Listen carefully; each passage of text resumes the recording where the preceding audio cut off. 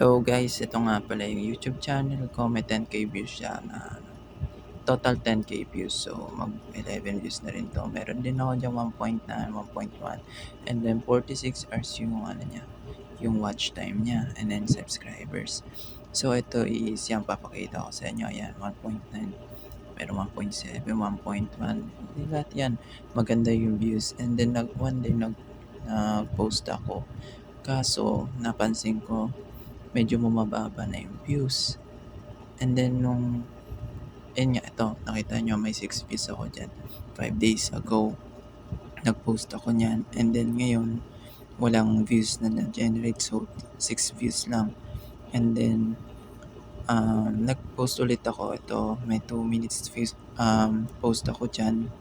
So, ito monitor ko kung mag-generate ba siya ng views. Ngayong araw lang din to. Yan, April to ako nag-start. 2025. Yan, 2 minutes lang yan.